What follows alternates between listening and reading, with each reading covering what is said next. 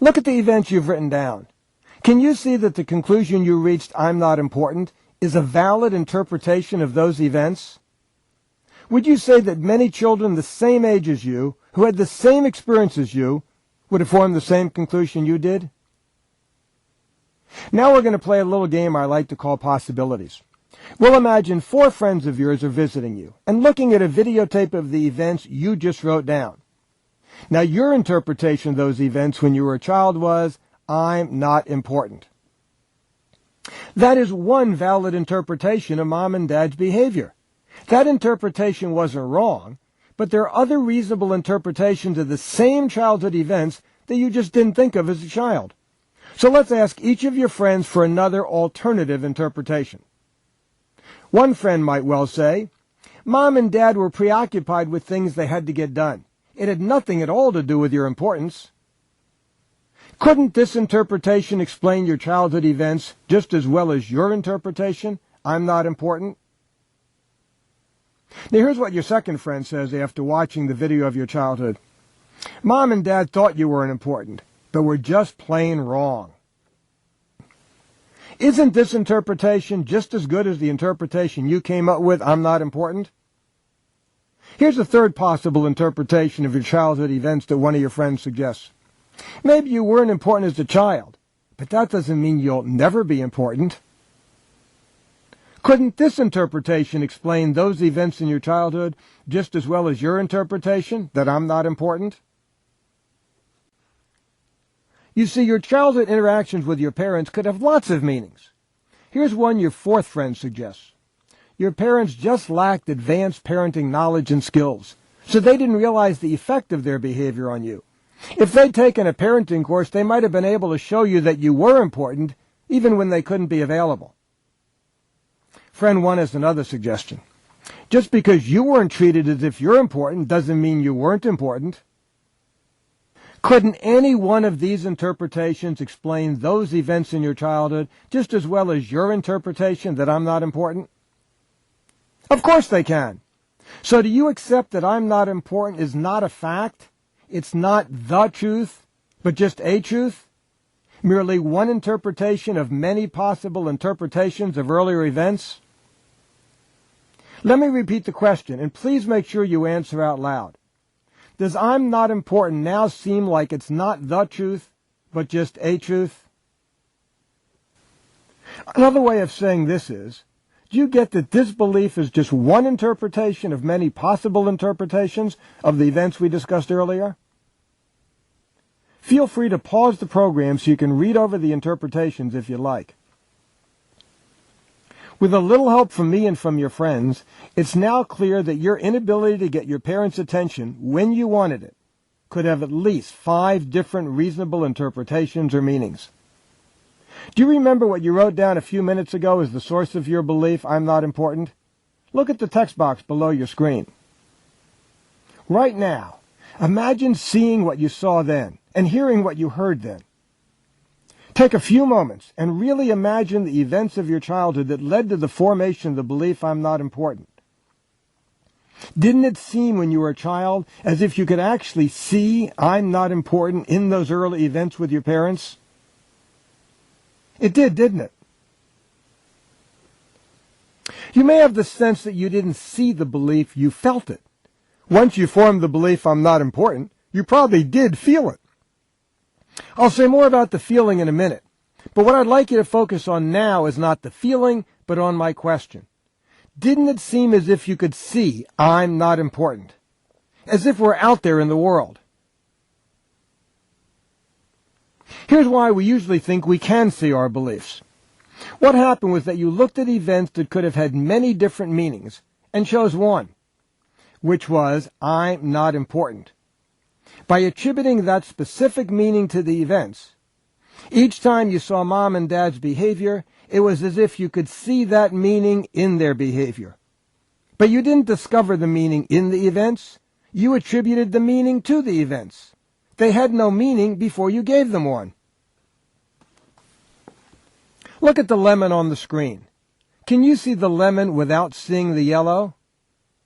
No, the color is inseparable from the actual object. You can't see one without seeing the other. Even imagining the lemon will cause you to imagine the color yellow. It's the same thing when you attribute a meaning to an event. Once you do, seeing the event is the same as seeing its meaning for you.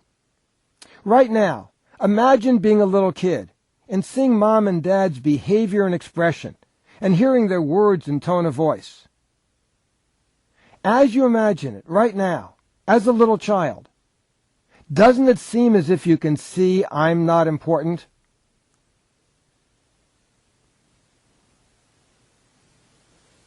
It does, doesn't it? But did you really see I'm not important? Before you answer, here's what I mean by seeing something. You can see the computer you're using now, right? What color is it? What shape is it? Where is it? Isn't it true that anything you can see can be described by shape, color, and location? You answered yes out loud, didn't you?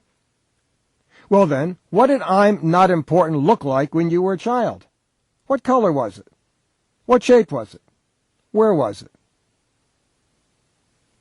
Did you ever really see I'm not important? Yes, I know one or both of your parents weren't around a lot of the time, or you had a hard time getting their full attention when they were around. Anyone would have seen that. But you just realized that what you saw and heard could have many different meanings in addition to the one you gave the events, which was, I'm not important. You may respond, Mom and Dad said you're not very important. I heard them say it. You may have heard them say it, but you never heard that it was true. One interpretation of their statement is that they're right. Another interpretation is they're wrong. It's clear that anything you can really see, like a person or an object, can be physically described. So if you can't physically describe what I'm important looks like, is it clear now that you never really saw it? Now, if you never really saw I'm not important, what did you see? Imagine being a little kid again and tell me what you're seeing right now.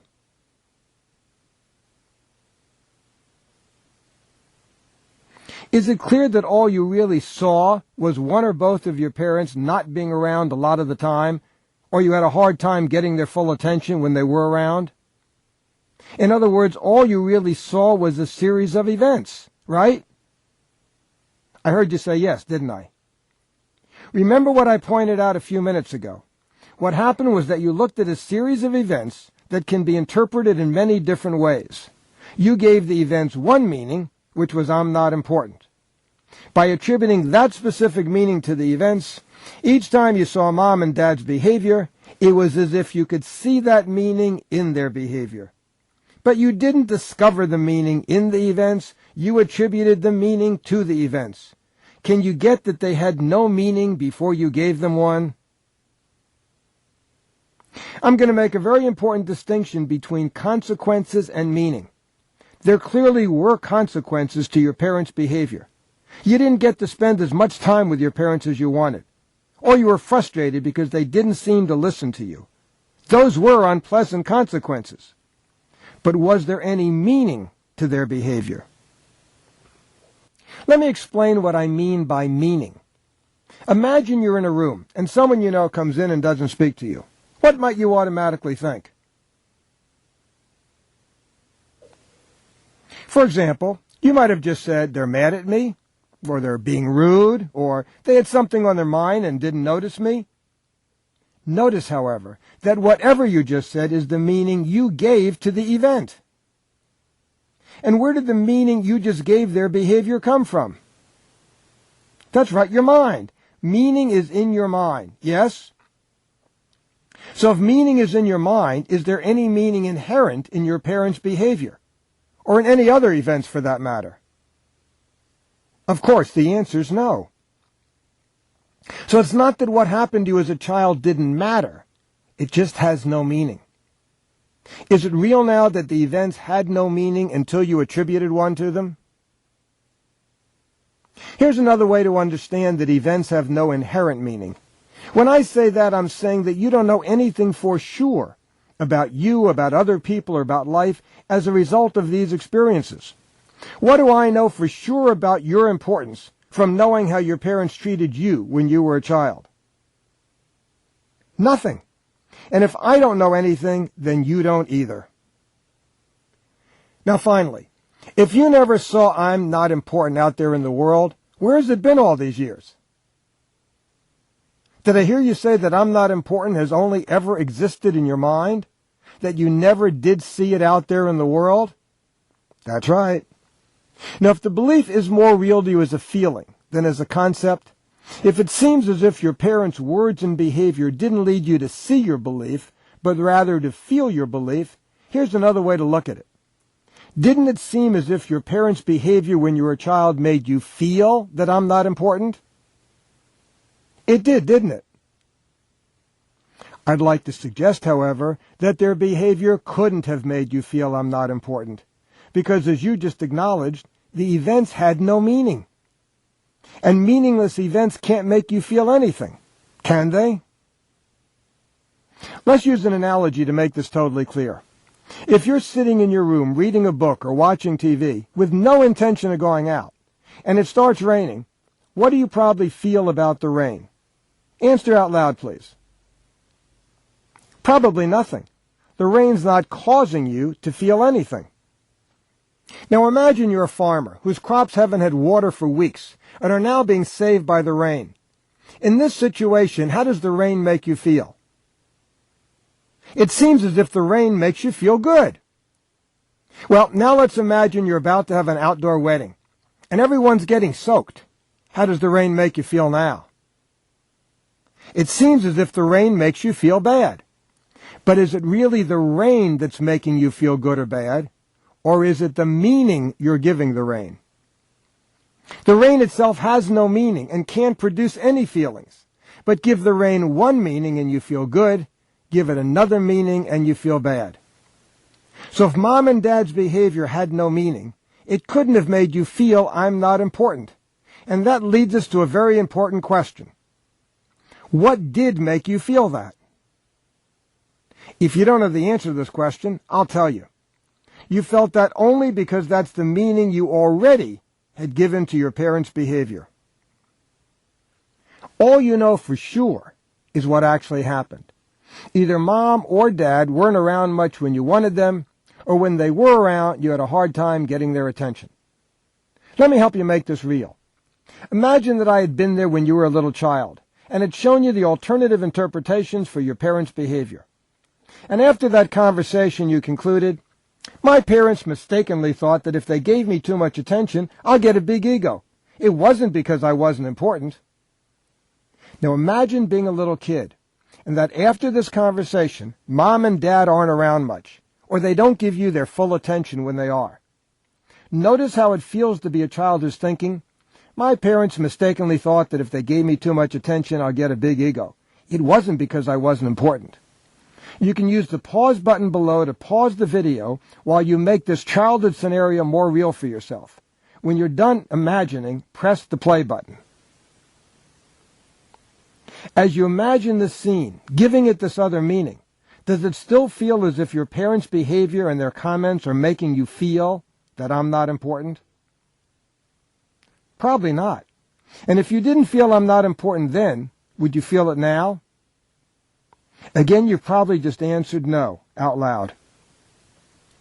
So mom and dad's behavior never caused you to feel I'm not important. That feeling came from your interpretation of their behavior.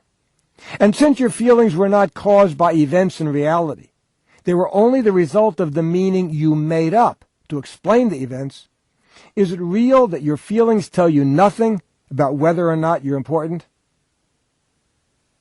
Okay. Now take a deep breath, let it out slowly, and then say out loud, I'm not important. Is it the truth? Does it still feel like the truth? You might say, of course I'm not important is not true. How could I possibly think that after going through all this? But I'm not asking if the belief makes logical sense. I'm asking you to look at the statement in the same way you did when you started working on this belief. Does it still feel like I'm not important is true on a gut level? Does the statement feel true? Or do the words feel flat now? Don't forget that we form beliefs to give meaning to events that have no real meaning. Having done that, we then think we observe the meaning in the events out there in the world. It becomes a fact for us.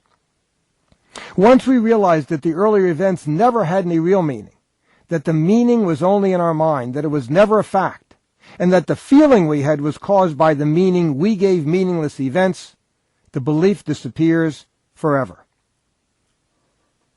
Take another deep breath, and let it out, and say out loud, I'm not important. Doesn't it feel very different when you say these words now than when you said them at the beginning? Is there any sense of believing this statement at all?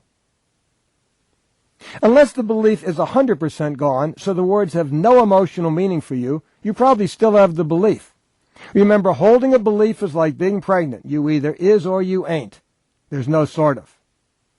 The way to know if a belief has been eliminated is not to look at your feelings or thoughts in the past when you did have the belief, or even try to guess how you'll feel in the future. The belief felt true on some level when you started, or you would not have spent time on this program. When you say the words of the belief now, I'm not important, do they still feel true like they did when you started? Or do they sound sort of meaningless? If there's no emotional resonance when you say the words, the belief is gone. It might be difficult to accept that a belief you've lived with for many years can be eliminated in about 30 minutes. And yet that's exactly what's happened tens of thousands of times using the Lefko method. If I'm not important feels true at all, even a little bit, then you probably still have the belief. You probably need to review the last part of the process a second time, because on some level it still seems like you saw your belief. Once it's clear that you never saw I'm not important, the belief will be totally gone. So if this is the case, please click the repeat button to repeat that step of the process. I want to congratulate you. You just eliminated a belief you've been living with for most of your life. Do you know that some people, possibly even you, spend years trying to get rid of a belief, and you just did it in about 30 minutes? Your lack of self-confidence and your concern with the opinion of others won't stop after eliminating only 4 beliefs.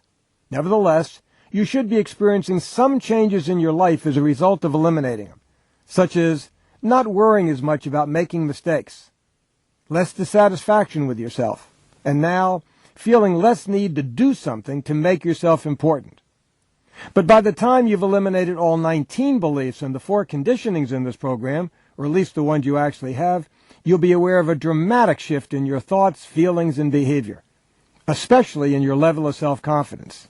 I promise.